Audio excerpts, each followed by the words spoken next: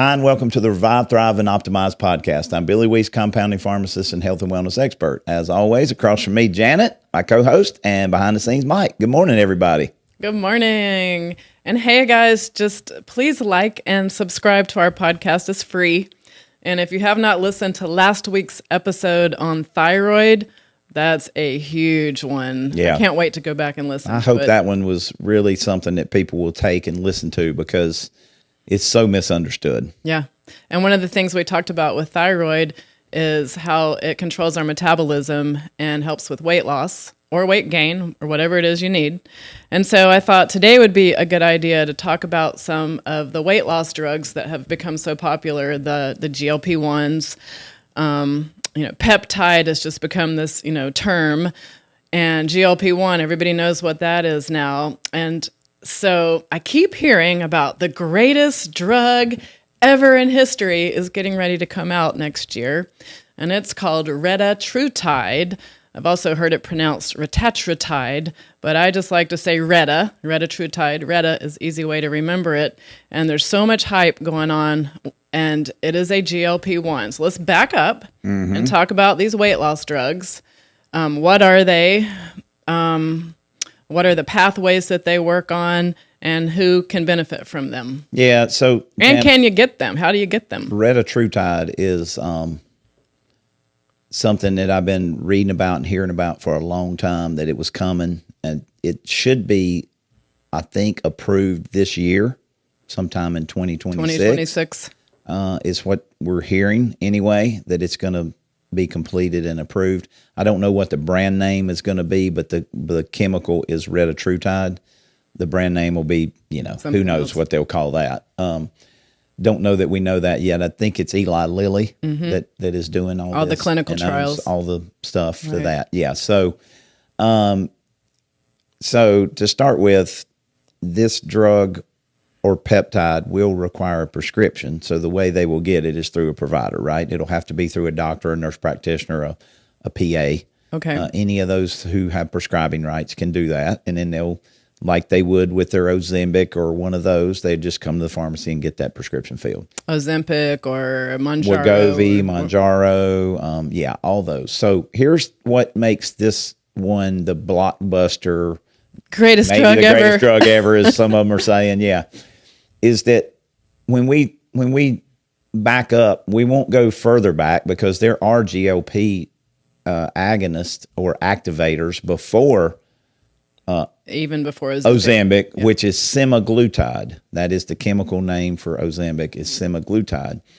That is a one pathway drug. In other words, it only works on GLP-1 pathway. It makes it more active. Is that pathway the one that tells you you're not hungry? It is. It is secreted in the gut, and it says you're full, right? So it's kind of tricking your brain into helping you eat less? And it tells you that you're full. So it's one of the hormones that comes on and says, hey, we can stop eating now.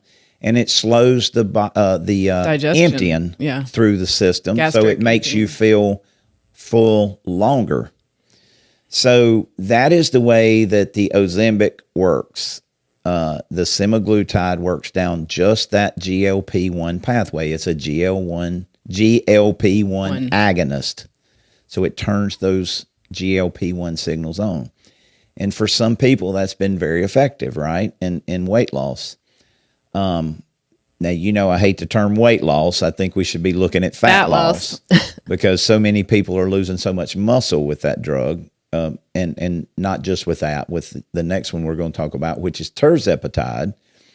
And the difference in semaglutide and Ozempic and tirzepatide, best known as Mounjaro, is that tirzepatide is a two-pathway drug. So it, again, works on the GLP-1, which says, hey, you're full. Hunger signal. And you'll stay full longer, the hunger signal.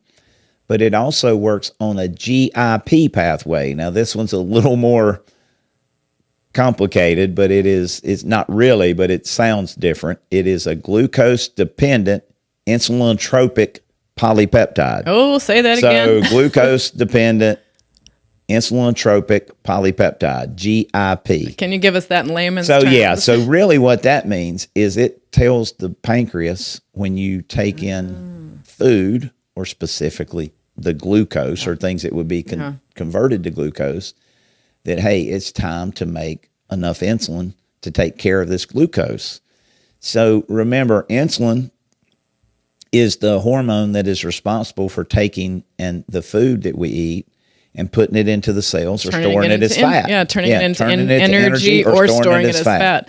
So if we have too much insulin, we store it as fat. If we have too much glucose, then we have diabetes. So there's a fine line that needs to be done there, right? So does this tell your body not to store it as fat? Well, not directly, but it helps your body be more efficient at getting the insulin signal to the pancreas, so that it can reset your insulin. It resets the receptors, in other words. That's right. That's great. So what happens is the body becomes more efficient. Okay. So it takes, as time goes and as you utilize these peptides, especially with the lifestyle changes we're talking about, your body becomes more efficient at producing insulin when it needs it in an amount that does the trick, but not more than is needed. Because what I always hear, and I'm addicted to way too many podcasts, is that these peptides don't really work, or don't work as well as they could, if everything else is not in order first. Well, that's the problem, Janet. Your hormones and that's why need so to be many balanced. people are losing so much And you need muscle. to have your protein. And right, because and it's not necessarily their fault. Nobody's talked to them about it. So what we teach people, and I talk about this all the time, is let's fix the pillars first, right? Yeah. And the 5 pillars of the OptiU program are God-given quality food. So we need to not be eating a bunch of junk that's going to run the sugar and insulin through the roof. Insulin-controlled eating. The world's best nutritional supplements, the foundational 4, our vitamin D with Super K. I mean, there's other things we can go to, right? The fish focus, but at least those 4, which is the multi, the probiotic, the digestive enzyme, and the magnesium. Then we have hydration. So water from a medical device is what we recommend, but water, period, from something is number 1 thing you need to be drinking. And then we have movement, or, quote, exercise, if people like that, but at least getting out and walking, 10 minutes twice a day, and then proper rest or recovery or sleep. We got to fix that stuff, because all this other stuff is just add-on. And we need to have our hormones Then we go to hormones, and then we go to things like retatrutide or tirzepatide or semaglutide, peptides we'll call them, okay?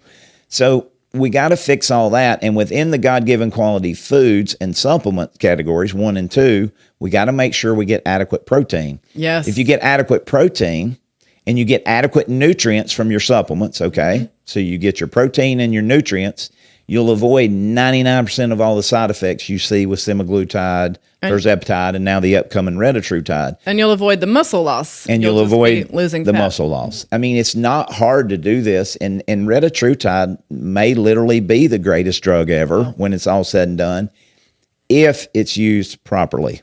So if people would do it the right way and do it in an order rather than, I'd say it too many times, Janet, and I should bring one. My kids used to have them. I'm sure they're still somewhere around. The big red easy button. Yeah. Because that's what everybody's looking for, is an easy button. And this is not an easy button. Yeah, it's easy to lose weight on it, but are you burning muscle? Because if you are, you're going in the wrong direction. And you're going to gain back more fat. You're going to slow down your come off metabolism. The drug, you're going off. You're going to be on it forever. Right. You're going to have a worse immune system. You're going to be in big trouble if you're losing muscle. So we gotta do it the right way. But the beauty of retatrutide over semaglutide and tirzepatide is that retatrutide adds a 3rd pathway. 3 pathways. So that is the key to making this one the greatest drug ever of all time. Yeah. So what happens is it works along the GLP-1, again, the hunger suppression, the feel full. It works along the GIP, so it tells the insulin. The pancreas to make the insulin more efficiently. And then the 3rd pathway is the glucagon pathway. And the glucagon pathway helps the body break down fat. Okay, and it helps give the body energy. So does it speed up your metabolism? It does speed up your metabolism. Some people with retatrutide will see in the studies, they see an increase in their resting heart rate.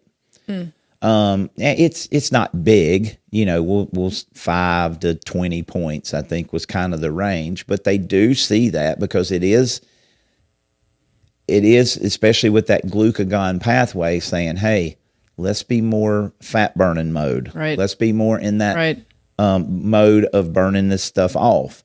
So what happens is that third pathway, that glucagon pathway, they think is going to reduce some of the muscle loss that was found in the other two. Okay. Now, it's not a substitute for getting the right nutrients in. It's not a substitute for getting in enough protein. But it would make I think it it's going to make it easier Yeah. for people to not lose as much muscle, or hopefully not lose any muscle while they burn the fat. And then, of course, you're not going to know that unless you're weighing yourself on some type of An in-body or a bod pod or one of those some things type of to scan, actually measure fat and loss. muscle. Yeah. Correct. Right. So I think that retatrutide has some advantages, certainly over the others. I know for sure, because of all the years we've been doing semaglutide versus tirzepatide. Yeah. Semaglutide has many more side effects. Tirzepatide has many less, and I think it's because of that second pathway. And now retatrutide, hopefully with that third pathway, is going to have even less. But I say again, and I think that if you look at the studies, this is clear, almost 100% of the side effects are nutrient deficiency and protein deficiency. I think 100% of them can be avoided by fixing those two things. And those two things are simple to fix if they just do it. Or tying it back in, it could be a thyroid issue. Yeah, now thyroid certainly plays a role in this, okay? I mean, there's no question that we talked about in the last podcast. They can go back. If they have low T3, they're not going to burn fat efficiently. So by hitting the easy button, you're not things. fixing. You got to fix all that stuff first. And here's the other problem that I see, Janet. And you just looked at the trial. What was the name of the trial they just did on Reddit? It was like a Triumph. The phase 3 Triumph. Yes, thank you. Triumph is what it was called. So I think the group that used the highest dose, 12 milligrams 12 milligram a week, doses. 12 milligrams a week, they lost 72 pounds in 68 weeks. Yep. Here's the problem. Nowhere in that study at this, I think, massive dose, does anybody say how much of that was fat and how much of that was muscle? Which is they don't do, right? So we don't know because they're not going to do it. They're just going to tout 72 pounds in 68 weeks. And that seems like a really high dose or something. And it doesn't say, do they need to be on it forever? I mean. Well, if they haven't made the changes, Janet, and they come off that dose, they're going to probably gain all their weight and more back. Yes. So here's the thing that I think, and we've talked about this with the other GLP-1 drugs. I think that you get the same benefits, okay, with the lifestyle changes on what we call micro doses. Yes. So I know of research, let me say it this way. I know of research in people who used 1.5 milligrams of retatrutide compared to 12 milligrams. So 1.5 compared to 12. So what's that? That's a tenth, essentially a tenth of that dose. 8 weeks. And in 12, 8 to 12 weeks. 8 to 12 weeks. They would have phenomenal fat loss. If they are getting their protein and if they're getting their nutrients in and if their hormones were optimized, a lot of them lost a lot of fat and gained muscle at the same time, which again, it's hard to do. The medical community would say is impossible. You can't do both, but we've done it, seen it over and over and over before these drugs, these peptides came out. Right. So I think the problem is what will happen with this, just like Ozempic, just like Mounjaro, they will get the starting dose, and then in 4 weeks, they'll get the next dose. And then in 4 weeks, they'll get the next dose. And then in 4 weeks, they'll get the next dose. And nobody has ever talked to them about the right supplements, the right protein. They're not fixing the underlying problem. They're not fixing anything. And I still see it like, you talk about one pathway, 2 pathways, 3 pathways. But if you keep banging those pathways, don't they stop working? That is the other thing is we stop responding to the medication. The receptors in our body that these pathways work on, they will get tired. They'll get fatigue. Yeah. And so that is one of the reasons that you'll see them continue to up the doses. because the body kind of gets used to that lower dose. And then the next dose is what's needed to knock on that receptor door and open it. And then the next dose. But what we find with the microdose, Janet, is because we're doing such a small amount, we're not overusing the receptors. Yeah. They will work for longer periods of time, and there's not that big rebound effect. When you think about it, if you're on 12 milligrams a week versus 1.5 milligrams a week, and you start to come off of that, where you're coming off 1.5 versus 12, it's much easier for your adjustments to happen without you going, oh, I'm going to eat everything in sight. I can eat the brick off my house now. Yeah. So we're able to minimize the dose, I think, and maximize the benefits and almost cut out all the side effects, if not all. So you said 8 to 12 weeks microdosing, and then how long do you go off of it? And if you kind of look at receptor reset, it would be like 30 to 60 days. Okay. But some people never need to go back on it. Some people want to go back on it. Yeah, I read a study where a girl did it for 8 weeks. She lost 18 pounds, and it's a year later now, and she's never gained any of it back. But I promise you read about her, she made lifestyle changes. Absolutely. Yeah. She didn't just take She measured her protein every single day. Yeah, she didn't just take the drug and just eat what she was normally eating and do what she's normally doing. And look, I think that people can accomplish this without it. Yeah. But the thing is, this definitely takes away that food noise and makes it much more doable for people, because people, all of us, have those things that we just want and desire. That addictive behavior. That dopamine response to whatever it is.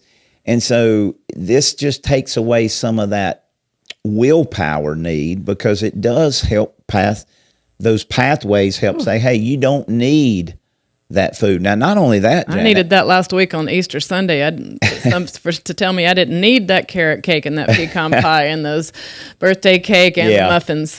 But that pathway can also help other addictions. These pathways, right? Though that's what I was going to talk about. So smoking, alcohol, any kind of addiction. Even I think I've seen even porn addictions are listed. Well, it helped me stop shopping. So so these things can really help with things maybe we didn't consider. Well, here's what the clinical trial also said.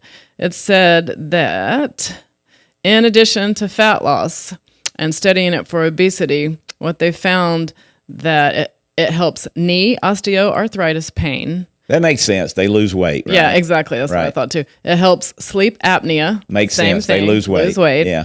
Can help chronic low back pain. Makes sense. Cardiovascular and renal outcomes. Yeah. And the big one is that it helps fatty liver disease. And all those things make perfect sense, right? If you're burning more fat and losing more weight, all those things are going to improve typically, which is great. Yep. That's what I say. It may be the greatest drug ever.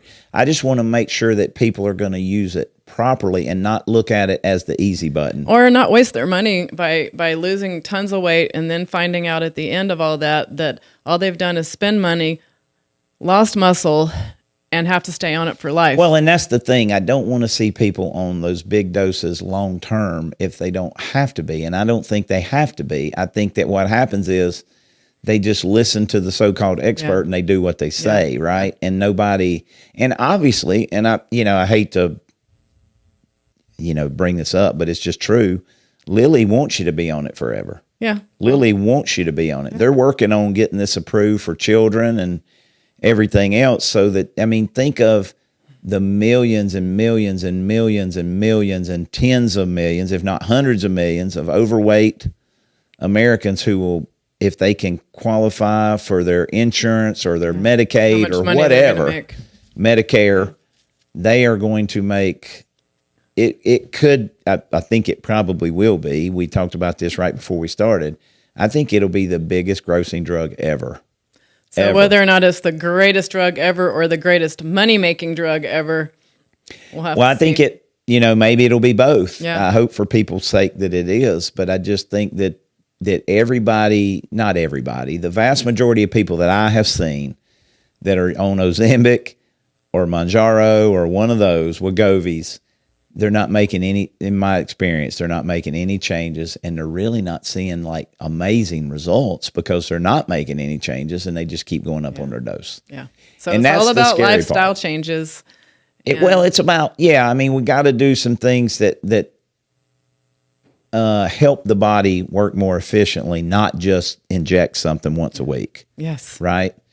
And just remember the key, nutrients and protein. So vitamins and minerals, quality supplements, and quality protein will eliminate 99.9% of the side effects. Real quick before we go, just to make sure everybody remembers, how much protein does a person need every day? Well, that an easy way to calculate varies, that. but the easiest way for people is for women, 100 to 120 grams of protein a day.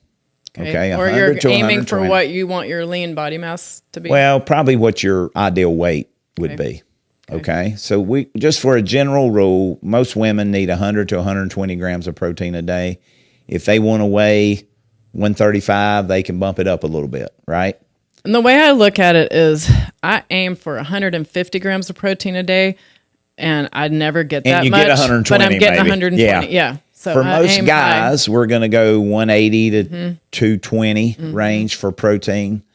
And again, you can say, okay, I want to weigh 180. That's going to be my goal. But 180 to 220 for most guys, 100 to 120 for most ladies. And does plant protein count? Janet, it's very I know we controversial. shouldn't get into that. I would tell you no. Okay. Okay, I'm going to tell you no. Not for muscle building. No, it does not. That's the simple answer. Okay. We're talking about animal protein or essential amino acids, which is a whole different story we won't get into, but that's what we're counting, because the body needs those essential amino acids to maintain and build the muscle, and the plant protein does not provide all those inadequate amounts like animal protein does. So thank you for explaining retatrutide or retatrutide, whatever they're going to call it, and being the GLP-1, GLP-2, GLP-3, and the 3 pathways. I think that's the key, I think Janet, is they just need to remember the older one, Ozempic, or the most common older one we know of, works one. The newer one, tirzepatide, works on 2 pathways. But this new one that will come out later this year, we believe, according to what Lily's saying and the FDA saying, will work on 3. And adding that glucagon will hopefully suppress some of the muscle loss. Great. It will not take the place of getting your nutrients and your protein in, though. Gotcha. But I hope that it, look, we have an obesity epidemic in America. So if this drug can make a difference and help people burn the fat and not lose the muscle, then it's going to be a blockbuster, no doubt, that can help a lot of people with a lot of different issues. So. Yeah. Yeah. Sounds good. So awesome. Thank you. All right. You guys have a great day. Yep. See ya.